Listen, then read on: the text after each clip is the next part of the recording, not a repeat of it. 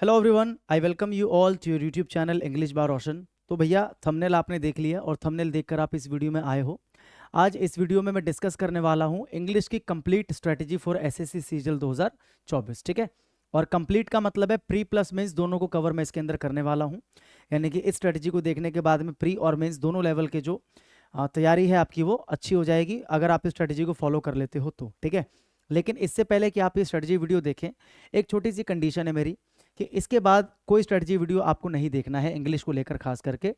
और अगर आप इस रिक्वायरमेंट को फुलफिल कर सकते हो, अगर आप मेरी इस कंडीशन को फुलफिल कर सकते हो तो ही आप इस वीडियो को देखो, अदरवाइज अभी आप इस वीडियो को छोड़ के जा सकते हो। ठीक है, छोटी सी वीडियो है, अगर आप देखना चाहते हो तो पूरी वीडियो को देखना, अदरवाइज मत देखना, क्योंकि आधी वीडियो देख के आपको कोई फायदा नहीं होने वाला।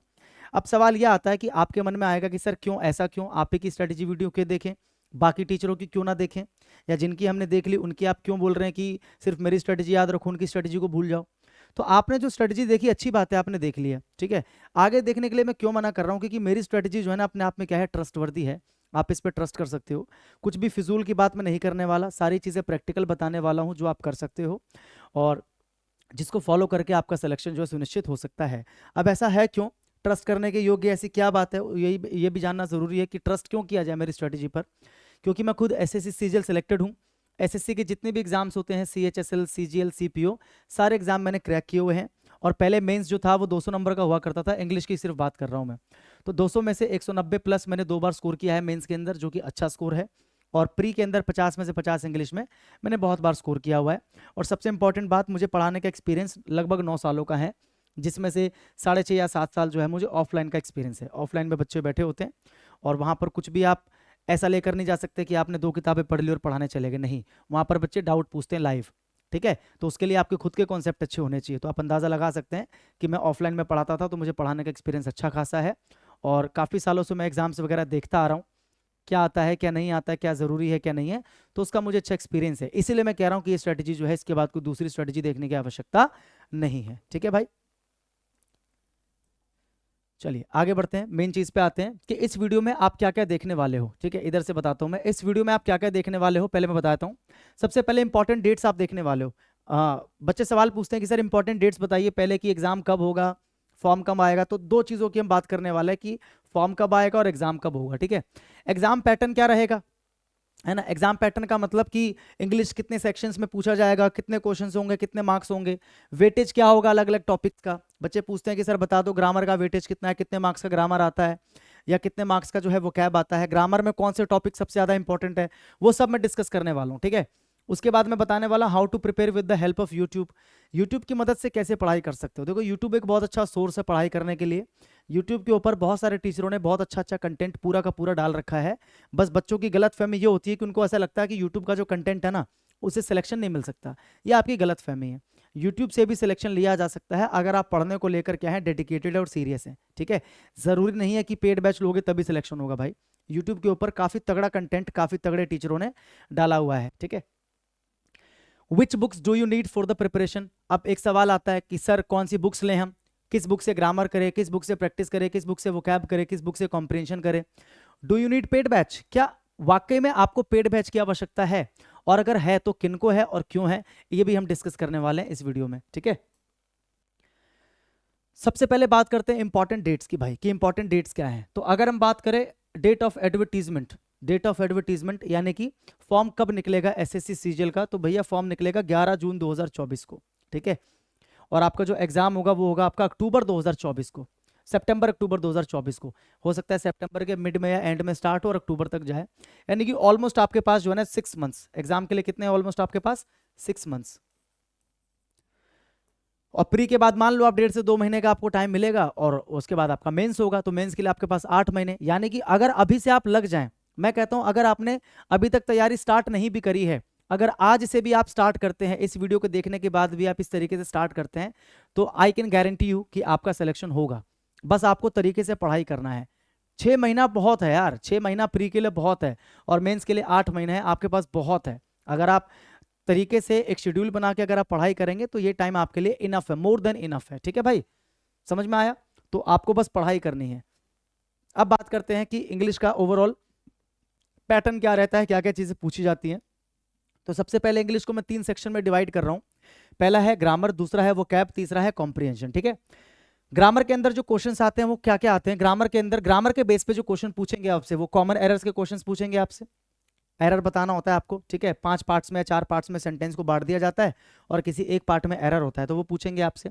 सेंटेंस इंप्रूवमेंट के क्वेश्चंस होते हैं कि एक सेंटेंस दिया गया होता है और उसके किसी पार्ट को इंप्रूव करना दिया गया रहता है, अंडरलाइन कर देते हैं या फिर उसको हाईलाइट करके ऑप्शंस में दे देते हैं आपको और आपको बोलते हैं कि बताइए किस वाले पार्ट में इंप्रूवमेंट की रिक्वायरमेंट है। और एक आपका आता है फिल द ब्लैंक्स करके, ठीक है, ब्लैंक दे देंगे और उस ब्लैंक में आपको फिल करना होगा। तो ये 3-4 तरह के क्वेश्चंस पूछे जाते हैं आपके एग्जाम में ग्रामर के बेस पे, ठीक है। और ये जो 3-4 तरह के क्वेश्चंस पूछे जा रहे हैं इनमें कौन कौन से टॉपिक्स कवर किए जाते हैं, कौन कौन से टॉपिक्स होते हैं जिनसे क्वेश्चंस पूछे जाते हैं? तो ग्रामर के टॉपिक्स ध्यान रखना, नाउन है, pronoun, adjective, adverb, verb, conjunction, preposition, article, question tag, tense, voice, narration, subject, verb, agreement, etcetera. मतलब एटसेट्रा का मतलब 2-3 टॉपिक्स और हैं जो कि इसमें इंक्लूडेड है, लेकिन वो इतने इंपॉर्टेंट नहीं है। अगर आप उनको छोड़ भी देते हो तो ऐसा कोई दिक्कत आपको नहीं आने वाला एग्जाम में। मेन जो टॉपिक्स यहाँ पर लिखे हैं सबसे पहले आपको इनको पढ़कर इनको स्ट्रॉन्ग करना है, ठीक है। अब कुछ लोग पूछते हैं कि सर ग्रामर में भी बता दो सबसे ज्यादा इंपॉर्टेंट टॉपिक्स कौन से हैं जिनको हम पहले पढ़ें। तो देखो मेरी सलाह तो ये रहती है स्टूडेंट्स को कि आप एक सीक्वेंस में पढ़िए। पार्ट्स ऑफ स्पीच अगर आप पढ़ते हैं तो नाउन, प्रोनाउन, एडजेक्टिव, एडवर्ब, इस तरीके से सीक्वेंस में पढ़िए। अगर आप इंपॉर्टेंट देख के पढ़ना शुरू करेंगे तो पहले आप वर्ब पढ़ लेंगे, फिर आप कोई और टॉपिक पढ़ लेंगे जिसका आपस में कनेक्शन ही नहीं है। तो चीजों को ऐसे पढ़ो सीक्वेंस में ताकि आपको चीजें समझ में आने लग जाए। मेरी बात समझ में आ रही कि नहीं आ रही? चीजों को तरीके से पढ़ना शुरू करो, है ना। जैसे मान के चलो आप पैसिव, सीधा पैसिव से स्टार्ट कर दिया आप और पैसिव के अंदर आपने देखा कि वर्ब की थर्ड फॉर्म आ रही है। अब आपको ये नहीं पता कि वर्ब की थर्ड फॉर्म क्या होती है, ये वर्ब की अलग अलग फॉर्म्स क्या होती है, कितने तरह की वर्ब की फॉर्म्स होती है। तो उससे पहले आपको वर्ब को पढ़ना था एक्चुअल में, है ना। तो इसलिए मैं कह रहा हूँ कि सीक्वेंस में पढ़ने पर फायदा होता है। तो ये जो मैंने लिखा है ये सीक्वेंस है, इस सीक्वेंस में आपको चीजों को पढ़ना है, इस सीक्वेंस में आप पढ़ोगे, ठीक है। कहाँ से पढ़ोगे, कहाँ से प्रैक्टिस करोगे, सब बताऊंगा। अभी सिर्फ बता रहा हूँ कि क्या क्या है ग्रामर के अंदर, ये सब है। फिर भैया वोकैब है, वोकैब के अंदर क्या क्या पूछा जाता है? सिनोनियम, antonym, idiom, phrasal verb, one word और क्या है, देखो स्पेलिंग टेस्ट। सिनोनियम्स है सिमिलर जिसको बोलते हैं, एंटोनियम जिसको ऑपोजिट वर्ड्स बोलते हैं, एक वर्ड देकर 4 ऑप्शन देता है और पूछता है कि इसका ऑपोजिट बताओ। इडियम होगा, फ्रेजल वर्ब होगा और साथ में वन वर्ड सब्स्टिट्यूशन होगा। आपको पता है क्या होता है? एक सेंटेंस होता है उसको आपको एक वर्ड के अंदर डिस्क्राइब करना होता है तो उसको बोलते हैं वन वर्ड सब्स्टिट्यूशन। उसके बाद स्पेलिंग को भी हमने वोकैब के अंदर डाल दिया क्योंकि स्पेलिंग अलग से कुछ नहीं है। जब आप वोकैब याद करोगे तो साथ साथ में स्पेलिंग भी याद करोगे और वहीं से स्पेलिंग पूछी जाती है। अलग से कोई ऐसा नहीं है कि एक किताब हो स्पेलिंग के लिए। भाई जो आप वोकैब याद कर रहे हो उसी की तो स्पेलिंग एग्जाम में पूछी जा रही है। कोई अलग से थोड़ी दुनिया में वर्ड्स बने जिनकी स्पेलिंग पूछी जा रही है। ऐसे वोकैब जो थोड़े से अटपटे होते हैं, जिनकी स्पेलिंग थोड़ी सी अटपटी होती है, उनको आप साथ साथ में याद करते चलो और उन्हीं को क्या सारे वोकैब की स्पेलिंग याद करते चलो। कुछ ऐसे वोकैब्स होते हैं जिनकी स्पेलिंग याद करने की जरूरत पड़ती नहीं है और बहुत सारे ऐसे वोकैब्स हैं एक्चुअल में, है ना। कुछ ऐसे जिनकी याद करने की जरूरत पड़ती है, उनको आपको साथ साथ में याद करते रहना है। फिर बात करते हैं कॉम्प्रिहेंशन की। कॉम्प्रिहेंशन के अंदर क्या क्या होता है? एक तो आपसे अनसीन पैसेज पूछते हैं, एक पैसेज देकर 5-6 क्वेश्चंस या 10 क्वेश्चंस आपसे पूछे जाते हैं। पहले पैसेज को पढ़ो, समझो, उसके बाद जो क्वेश्चंस हैं उसके जवाब दो। पैराजंबल्स होते हैं, मतलब PQRS की फॉर्म में जो सेंटेंस को तोड़ तोड़ के दिया जाता है और आपको उसको अरेंज करना होता है सीक्वेंस में कि पहले P पार्ट आएगा, पहले Q पार्ट आएगा, क्या आएगा, उसको आपको अरेंज करना होता है, ठीक है। या फिर ABCD की फॉर्म में भी होता है। फिर क्लोज टेस्ट होता है, मतलब इस तरीके से एक पैराग्राफ होता है बेसिकली, उसमें बीच बीच में ऐसे ब्लैंक्स दिए जाते हैं, ठीक है, और उन ब्लैंक्स को आपको फिल करना होता है। इसको बोलते हैं पैराजंबल्स, सॉरी क्लोज टेस्ट। तो ये ओवरऑल जो है आपका इंग्लिश का जो है पैटर्न है। ग्रामर है, वोकैब है, कॉम्प्रिहेंशन है, 3 पार्ट्स के अंदर इसको हमने डिवाइड कर दिया। अब इन सब का वेटेज देखते हैं कि ग्रामर का कितना वेटेज है, वोकैब का कितना वेटेज और कॉम्प्रिहेंशन का कितना वेटेज है, ठीक है भाई। चलो देखो पहले ग्रामर की बात करते हैं। ग्रामर की अगर मैं बात करूं तो प्री के अंदर ग्रामर के कितने क्वेश्चंस होते हैं? 5 से 6 ग्रामर के क्वेश्चंस, मतलब वही कॉमन एरर, सेंटेंस इंप्रूवमेंट और फिल द ब्लैंक्स, इनकी बात कर रहा हूं। कितने होते हैं भैया? 5 से 6 होते हैं, ठीक है। मार्क्स की बात करूं तो 10 से 12, क्योंकि प्री के अंदर एक क्वेश्चन 2 नंबर का होता है, ठीक है। और अगर मैं मेंस की बात करूं तो मेंस में ग्रामर के भैया 20 से 22 क्वेश्चन होते हैं, 20 से 22 क्वेश्चन। और वेटेज की बात करूं तो 60 से 66, क्योंकि मेंस के अंदर एक क्वेश्चन जो है वो आपका 3 नंबर का होता है। वोकैब की बात करूं तो प्री के अंदर वोकैब के 12-13 क्वेश्चन होते हैं, ठीक है। 10-12-13 कह सकते हो आप, 10-12-13, ठीक है, इतने होते हैं। 10 से 13 के बीच में कह सकते हो आप, ठीक है, प्री के अंदर। और मेंस की अगर मैं बात करूं तो मेंस के अंदर जो क्वेश्चंस होते हैं वो कितने होते हैं? 8 से 10। वो कैब के 8 से 10 क्वेश्चंस होते हैं, 12-14 तक भी जा सकते हैं, लेकिन मेन जो देखा गया है पैटर्न को उसके हिसाब से 10 के आसपास या 12 के आसपास क्वेश्चंस वो कैब के मेंस में रहेंगे। कॉम्प्रिहेंशन की बात करूं तो प्री के अंदर कॉम्प्रिहेंशन के 8 से 9 सवाल होंगे। इसके अंदर आपका क्लोज टेस्ट भी आ गया, इसके अंदर आपका पैसेज भी आ गया और इसके अंदर आपका पैराजंबल भी आ गया। ठीक है, पैराजंबल के 1-2 सवाल, क्लोज टेस्ट के हो सकते हैं 5 सवाल हो, या फिर हो सकते हैं पैसेज के 5 सवाल हो। या तो पैसेज होगा या क्लोज टेस्ट होगा, दोनों में से कोई एक होगा। ठीक है, और मेंस के अंदर कॉम्प्रिहेंशन के 15 से 16 सवाल होते हैं, 15 से 16 सवाल। ठीक है, इसके अंदर आपका पैसेज, पैराजंबल और क्लोज टेस्ट तीनों ही होता है इसके अंदर, मेंस के अंदर। समझ गए भाई? ओवरऑल ये वेटेज है कि ग्रामर का, वोकैब का और कॉम्प्रिहेंशन का कितना वेटेज है प्री और मेंस के अंदर। प्री के अंदर आपको पता है इंग्लिश के टोटल 25 सवाल होते हैं और 50 मार्क्स का होता है। ठीक है, और इसमें नेगेटिव मार्किंग होती है 0.5 की, यानी कि एक सवाल अगर आप गलत कर देते हो, एक क्वेश्चन अगर आप गलत कर देते हो तो उसके लिए आपका 0.5 जो है मार्क्स जो है वो डिडक्ट कर दिया जाता है, नेगेटिव मार्किंग होती है। मेंस के अंदर 45 क्वेश्चंस होते हैं इंग्लिश के, एक क्वेश्चन 3 नंबर का होता है, मतलब टोटल 135 नंबर, और इसके अंदर 0.33 की नेगेटिव मार्किंग, मतलब एक क्वेश्चन गलत करने पे पूरा 1 नंबर आपका कट जाएगा। ठीक है भाई, इतनी बात समझ गए? ये ओवरऑल बात करी हमने वेटेज की। ठीक है, अब बात करते हैं how to prepare with the help of YouTube. अब जो आपने देखा ग्रामर, वोकैब, कॉम्प्रिहेंशन, इनको प्रिपेयर कैसे किया जाए, वेटेज तो आपने देख लिया। अब बात करते हैं कि तैयारी स्टार्ट कैसे की जाए, कैसे तैयारी शुरू की जाए। अगर आप एक बिगिनर भी हैं या अगर आप ऑलरेडी स्टार्ट कर चुके हैं तो आपको किस तरीके से आगे कंटिन्यू करना चाहिए। देखिए, पहले बात कर लेते हैं प्योरली ग्रामर की। ग्रामर को ध्यान से देखिए। ग्रामर को सबसे पहले क्या करना है, आपको ग्रामर के जितने भी टॉपिक्स हैं, नाउन, प्रोनाउन, एडजेक्टिव, एडवर्ब, जितने भी आपने पढ़े, ठीक है, सारे के सारे टॉपिक्स पहले आपको पढ़ लेने हैं। अच्छा, अब पढ़ना कहां से है? देखो, 2 साधन बता रहा हूं, इन दोनों में से कहीं से भी पढ़ सकते हो, और बिल्कुल जेन्युइन बता रहा हूं मैं। ठीक है, ऐसा नहीं कि सिर्फ मैं अपना अपना बताऊंगा, नहीं, जेन्युइन जो है वही बताऊंगा। देखो इसी चैनल पे, जहां पर आप ये वीडियो देख रहे हो, इसी चैनल पे आप प्लेलिस्ट में जाओगे वहां पर जाके आपको A to Z के नाम से एक प्लेलिस्ट मिलेगा, जिसके अंदर मैंने ग्रामर के टॉपिक्स जो हैं वो करवा रखे हैं। और ऐसा नहीं कि सिर्फ मैंने शॉर्ट शॉर्ट में मेन मेन चीजें बताई है, नहीं, पूरा डिटेल में मैंने एक एक टॉपिक को बताया है। एक एक टॉपिक के 8-8, 10-10 क्लासेस हैं, पूरे डिटेल में मैंने पढ़ा रखा है, समझा रखा है। जो ऑफलाइन में पढ़ाता था उसी तरीके से ऑनलाइन में पढ़ा रखा है मैंने। 65+ क्लासेस आपको वहां पर मिल जाएंगी, जो कि मेरे ख्याल से बहुत है। और धीरे धीरे भी इसके अंदर क्लासेस अपलोड हो रही हैं, लेकिन तब तक आप 65 क्लासेस जो है इसको आप देखो। और मेरी गारंटी है कि आप पहली क्लास देखने के बाद ही आपको ऐसा लगेगा कि हाँ, हम सारी की सारी क्लास देख सकते हैं, क्योंकि इतनी इजी लैंग्वेज में आपको समझाया गया है मेरी क्लास के अंदर, मैंने जो पढ़ाया है। आपको ऐसा लगेगा बैठकर कि आप बिल्कुल ऑफलाइन में पढ़ रहे हो। आप पहली क्लास देखना, नाउन की क्लास 1 से मैंने स्टार्ट किया हुआ है, आप ये क्लास जाके देखना और वहाँ के कमेंट्स जाके पढ़ना, आपको अपने आप ही पता लग जाएगा कि हाँ, आपको पढ़ना चाहिए, नहीं पढ़ना चाहिए। आप जाकर एक बार खुद ही डेमो देख लेना, क्लास 1 को आप देखना, आपको आइडिया लग जाएगा कि हाँ, हमें यहाँ से पढ़ना चाहिए या नहीं पढ़ना चाहिए। फिर एक दूसरा सवाल आता है कि सर अगर हमें बुक से पढ़ना हो हमें वीडियो से, यूट्यूब से ना पढ़ना, बुक से पढ़ना हो, तो अभी फिलहाल जो ग्रामर के लिए मार्केट में जो बुक है जो आपको पढ़नी चाहिए और जो मैं आपको रिकमेंड करूंगा, नीतू सिंह मैम की बुक आती है, आप सबको पता है। ठीक है, वॉल्यूम 1 के नाम से बुक आती है ग्रामर की, वो बुक आपके लिए सफिशिएंट रहेगा अगर आप बुक से पढ़ना चाहते हो। ठीक है, तो या तो अगर आप यूट्यूब से पढ़ना चाह रहे हो तो मेरी जो क्लासेज हैं, जो मेरा प्लेलिस्ट है, इसका जो लिंक है प्लेलिस्ट का, वो मैं डिस्क्रिप्शन में डाल दे रहा हूँ, आप डायरेक्ट लिंक पे जाके वहां पे पहुंच जाओगे। ठीक है, तो या तो आप यहाँ से पढ़ लोगे भाई, या तो मैंने क्या बताया, जो वॉल्यूम 1 है वहां से आप ग्रामर के टॉपिक्स को पढ़ोगे। पढ़ना कैसे है, मेरी बात को ध्यान से समझो। जैसे मान लो आपने नाउन पढ़ लिया, मेरी क्लासेस से 8-10 वीडियोस है नाउन की, आपने पूरा कंप्लीट कर लिया। ठीक है, मैंने हर टॉपिक के लास्ट में मैंने प्रैक्टिस भी करवाई हुई है वीडियो के माध्यम से। तो आपने पूरा नाउन कर लिया, आपने कर ली नाउन की प्रैक्टिस। प्रैक्टिस कहाँ से करोगे? अगर आपके पास वो वाली बुक है वॉल्यूम 1, तो हर टॉपिक के लास्ट में आप देखोगे 50, 60 या 80 के लगभग सवाल वहां पर है, क्वेश्चंस वहां पर है। जैसे आपने नाउन पढ़ लिया तो नाउन के 50-60 सवाल उसके अंदर हैं, उसको आप सॉल्व करो अच्छी तरीके से। पहले आपको ट्राई करो, उसके बाद पीछे सॉल्यूशन है, सॉल्यूशन देख लो। ठीक है, पहला तरीका ये हो गया प्रैक्टिस करने का, उस वाली बुक से वॉल्यूम 1 से। दूसरा कहां से करोगे? मेरा टेलीग्राम चैनल है, डिस्क्रिप्शन में लिंक है। टेलीग्राम पे इस वीडियो के बाद मैं हर टॉपिक के इंडिविजुअल जो पीडीएफ से वो अपलोड करने वाला हूं। जैसे नाउन की पीडीएफ जिसके अंदर 100 से प्लस क्वेश्चंस होंगे, मैं आपको 50-60 सवाल नहीं, मैं आपको 100 से प्लस क्वेश्चंस देने वाला हूं। नाउन के 100 से प्लस क्वेश्चंस आपको मैं देने वाला हूं, ऐसे हर टॉपिक के देने वाला हूं।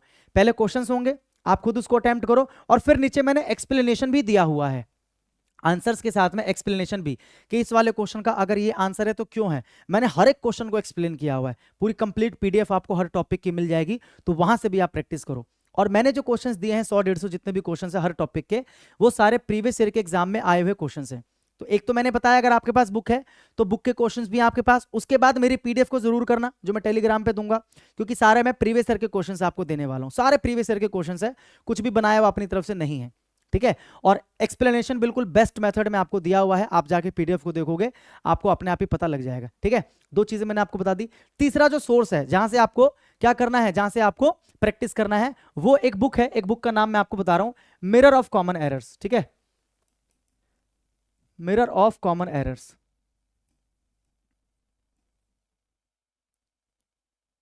अगर आप एक बुक बाय करना चाहते हो ओनली फॉर प्रैक्टिस, ग्रामर की प्रैक्टिस के लिए, तो आप ये ले सकते हो, मिरर ऑफ कॉमन एरर्स।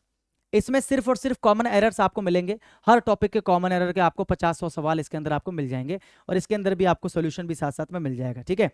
तो अगर आपके पास वॉल्यूम 1 है तो आपको इस बुक को लेने की फिर कोई खास जरूरत नहीं है, इस बुक को आप मत लेना अगर आपके पास ऑलरेडी वॉल्यूम 1 है, ठीक है, क्योंकि वहां से प्रैक्टिस कर लोगे वॉल्यूम 1 से, और साथ में जो मैं पीडीएफ दूंगा टेलीग्राम पे वहां से कर लोगे तो आपका काम हो जाएगा, फिर आपको इसको लेने की जरूरत नहीं है। इन केस अगर आपके पास वॉल्यूम 1 नहीं है, ठीक है, और आप चाहते हो यूट्यूब से पढ़ना, तो यूट्यूब से मेरी क्लासेस देख लो और साथ में इस वाली बुक से प्रैक्टिस कर लो, और मेरी जो पीडीएफ है वहां से प्रैक्टिस कर लो। ये मैं आपको बता रहा हूं, मेरी बात को समझ गए?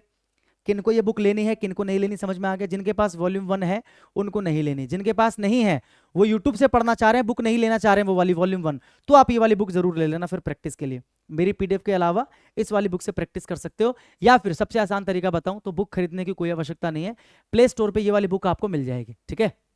प्ले स्टोर पर जाओगे, ये नाम सर्च करोगे, बुक आपको मिल जाएगी, क्योंकि सिर्फ आपको प्रैक्टिस के लिए चाहिए, तो आराम से आप 50-60 क्वेश्चन है टॉपिक के, उसको निकालो, अपने कॉपी के अंदर आंसर्स लिखो, देखो आपके कितने ठीक थे, उसके अंदर सॉल्यूशन है, देख लो, काम खत्म।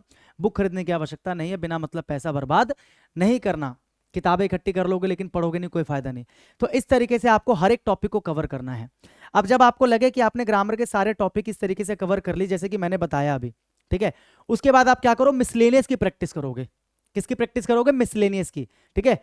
मतलब आप 30 कॉमन एरर 30 क्वेश्चन उठाओगे कॉमन एरर्स के, और वो 30 के 30 क्या होंगे? मिसलेनियस। मतलब एक क्वेश्चन नाउन का तो अगला प्रोनाउन का तो अगला एडजेक्टिव का, फिर अगला नाउन का, फिर अगला एडवर्ब का, मिसलेनियस, ठीक है, इस तरीके से। तो 30 क्वेश्चंस एक दिन में आपको कॉमन एरर के करने हैं मिसलेनियस, 30 क्वेश्चंस आपको एक दिन में सेंटेंस इंप्रूवमेंट के करने हैं, और 30 आपको एक दिन में क्या करना है? Fill the blanks. ये तीन चीजें, कॉमन एरर्स, सेंटेंस इंप्रूवमेंट और फिल द ब्लैंक्स, ठीक है। इन तीनों के डेली के आपको 30-30 क्वेश्चंस करने हैं मिसलेनियस की प्रैक्टिस। वो कहां से करेंगे?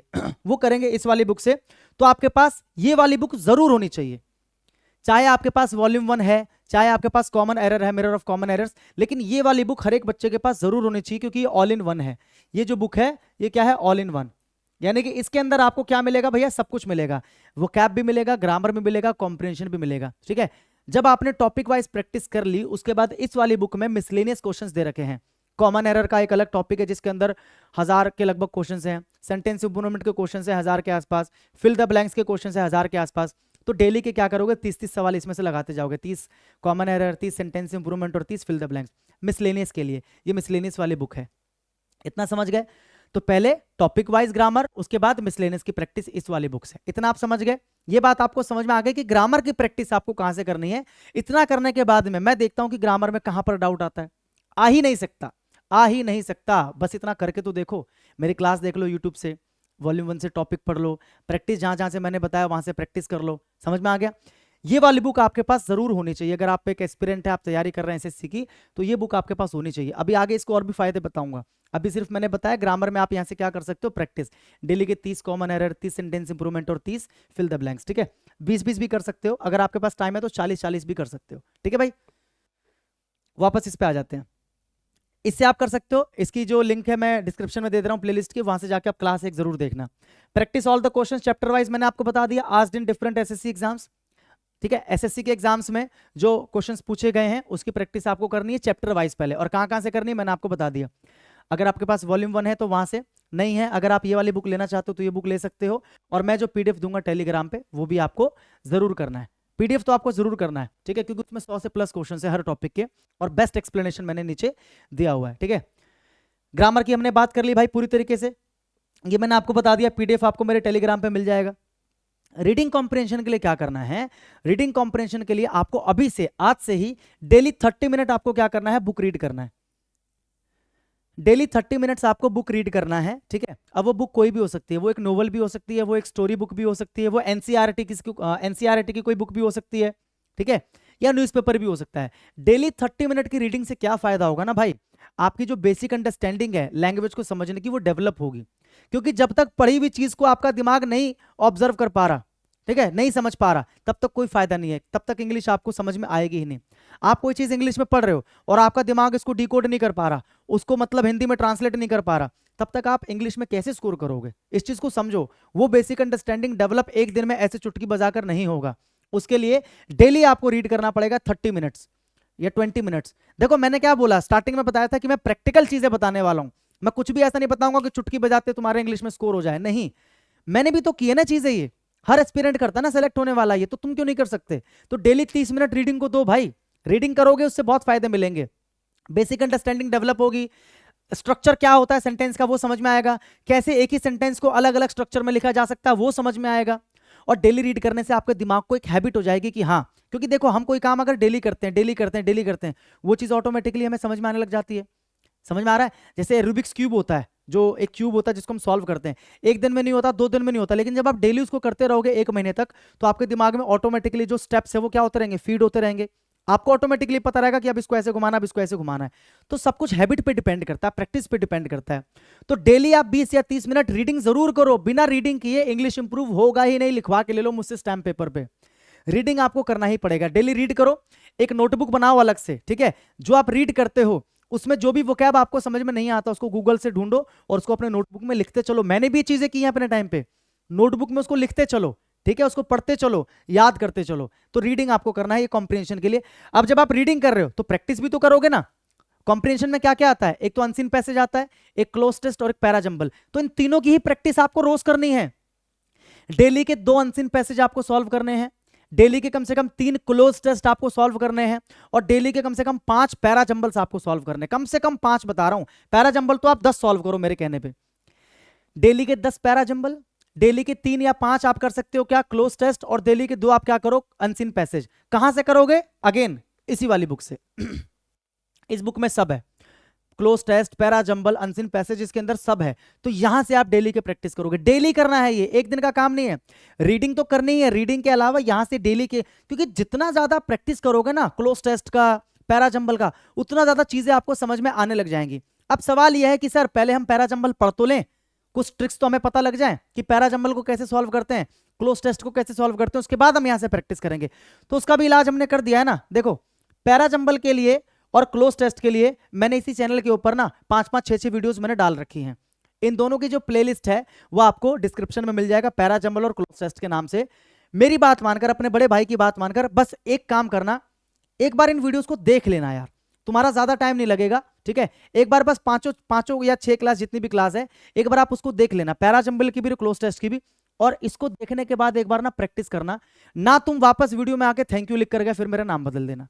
पहले तुम एक बार देख लेना, जो मैंने तरीके और ट्रिक्स बताए हैं उनको फॉलो कर लेना, उसके बाद जाना इस वाली बुक में और यहां से पैरा जंबल को उठा के सॉल्व करना, क्लोज टेस्ट को उठा के सॉल्व करना, और देखना तुम वीडियो में वापस आके लिख के जाओगे सर थैंक यू, आज से पहले हमने सोचा नहीं था कि पैरा जंबल इतनी आसानी से सॉल्व हो सकता है, या सर क्लोज टेस्ट इतनी आसानी से सॉल्व हो सकता है। समझ गए? तो ये वीडियोस देख लेना, डिस्क्रिप्शन में लिंक है, वहां पे जाके ये क्लासेस देख लेना, रीडिंग करो, इन क्लासेस को देखो और फिर यहाँ पे आके प्रैक्टिस करो। तरीका समझ में आ गया कि नहीं आया? अब जब आप पैरा जंबल या क्लोज टेस्ट को सॉल्व करोगे तो वहां पर भी कुछ ना कुछ वोकैब्स नए आपको मिलेंगे, पढ़ते पढ़ते पैसेज को पढ़ते पढ़ते भी आपको वोकैब्स मिलेंगे। तो जो आपने नोटबुक बनाई है वोकैब की, उस नोटबुक में क्या करो, उस वोकैब को नोट कर लो। मेरी बात को समझ गए? कई बार क्या होता है जब हम क्लोज टेस्ट को सॉल्व कर रहे होते हैं तो वहां से भी कुछ छोटे छोटे ग्रामर के रूल समझ में आ जाते हैं, वर्ब के साथ में कोई प्रीपोजिशन फिक्स्ड है वो वहां से समझ में आ जाता है, कई बार हमें पता लग जाता है कि अच्छा इस वाले वर्ब के साथ ये वाली प्रीपोजिशन फिक्स्ड है। तो जो आपने नोटबुक अलग से बनाई है उसमें आप स्टार करके उसको अलग से नोट कर लो कि इस वाले वर्ब के साथ हमेशा ये वाली प्रीपोजिशन आती है, वो आपके नोट्स तैयार होते जाएंगे साथ साथ में। समझ गए बात को? इतनी बात समझ में आ गई। अब बात करते हैं भैया किसकी?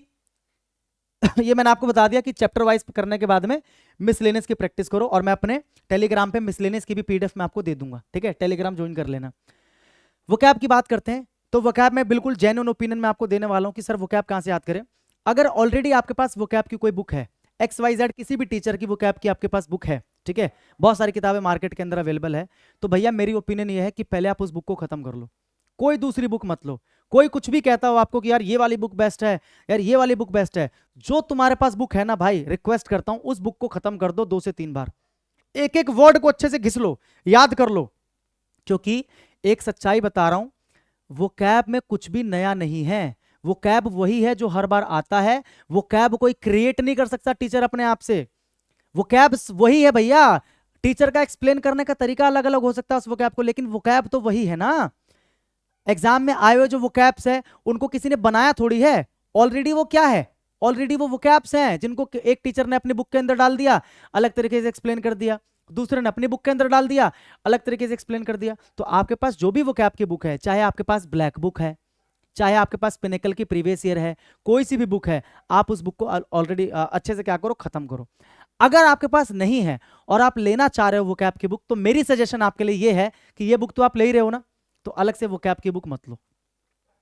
ये बुक आप ले रहे हो ना तो अलग से वो कैब की बुक मत लो। अगर आप लेने जा रहे हो तो, अगर है तो उसको पहले खत्म करो, नहीं है तो ये तो मैंने बताया आपको लेना ही है, लेना मैंने बताया ना, तो अलग से आप क्या करो, मत लो, इसको आप लेना ही है। तो इसमें जो वो कैब है, क्योंकि इसके अंदर वो कैब भी है, इसी में जो वो कैब है, सिनोनियम अलग से दे रखा है, एंटोनियम अलग से दे रखा है, इडियम अलग से दे रखा है, वन वर्ड अलग से, सबके हजार हजार हजार प्लस सबके लगभग क्वेश्चंस हैं। यहां से पूरी वो कैब को रगड़ दो, क्योंकि सारी प्रीवियस ईयर की है और वो कैब जो घुमा फिरा कर प्रीवियस ईयर का ही पूछा जाता है, इस चीज को आप ध्यान रखना भाई, ठीक है। याद कैसे करना है वो कैब को, ये भी आप सुन लो, याद करने का तरीका।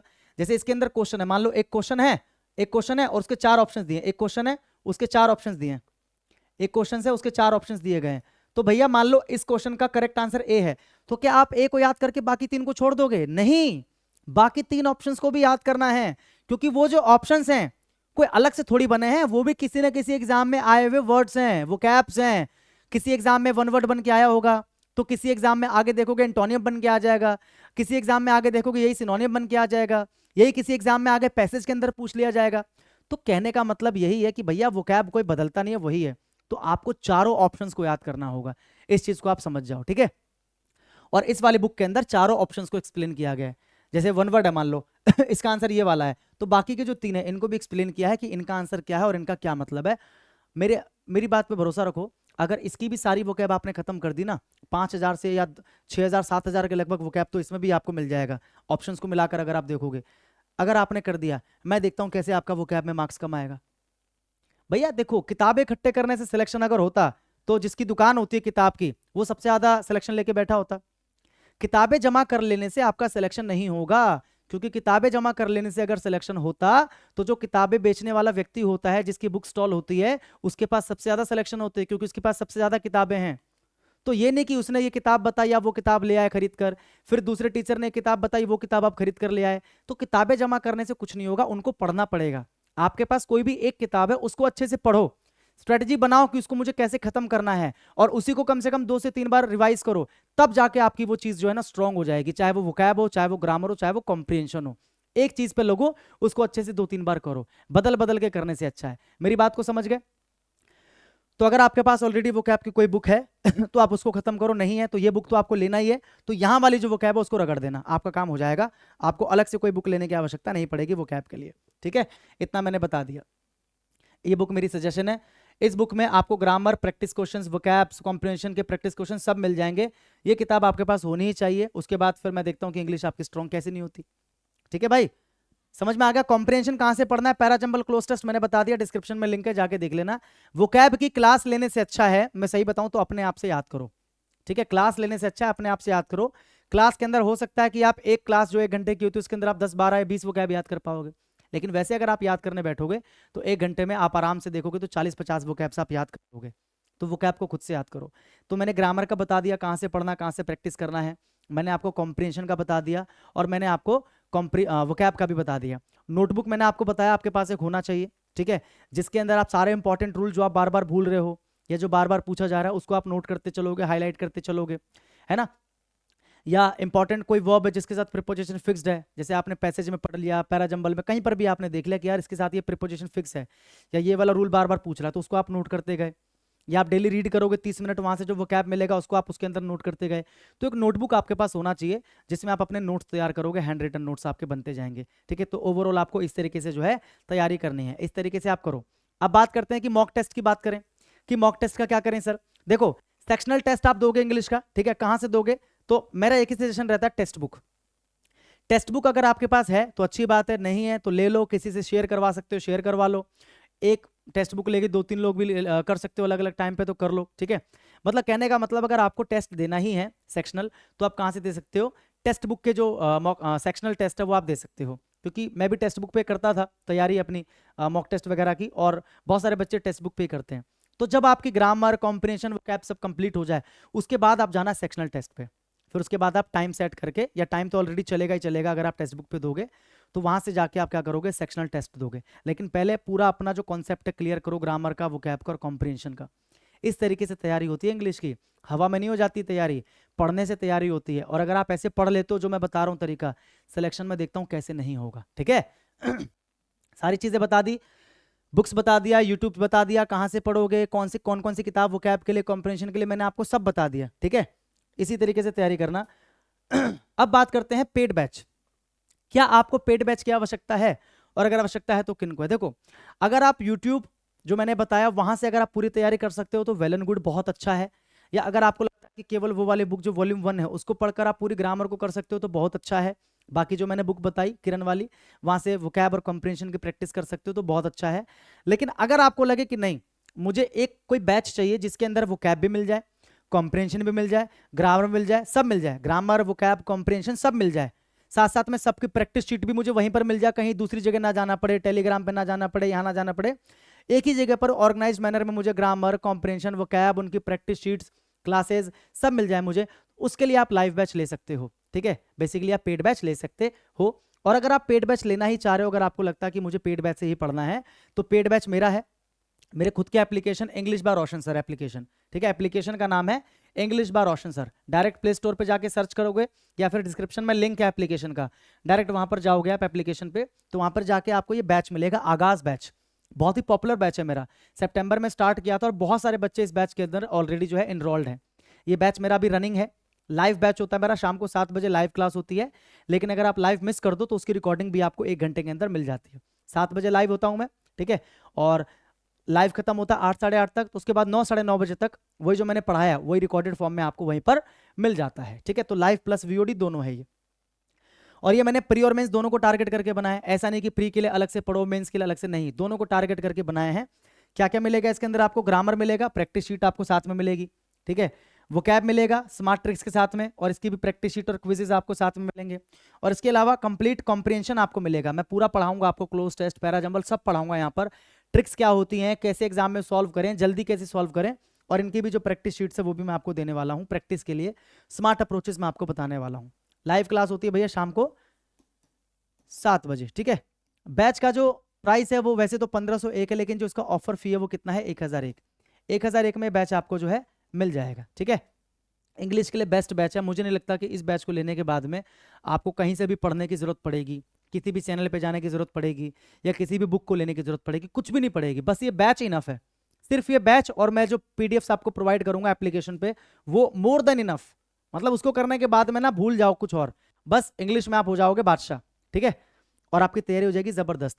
वैलिडिटी इसकी 1 साल की होगी, यानी कि जिस दिन आप ये बैच लोगे उस दिन से 1 साल तक। जैसे आज आप ये बैच लेते हो, मान लेते हैं आज 15 मार्च है, ठीक है, तो 15 मार्च को अगर आप ये बैच ले रहे हो तो 15 मार्च 2024 से लेकर अगले साल यानी कि 15 मार्च 2025 तक ये बैच आपका वैलिड रहेगा, ठीक है। तो ये बैच है मेरा आगाज बैच। किसी तरह की इंक्वायरी अगर आपको करनी है, बैच के बारे में कुछ पूछना है, कोई भी इंफॉर्मेशन चाहिए, तो ये व्हाट्सएप नंबर यहाँ पर दिया गया है 8447413978।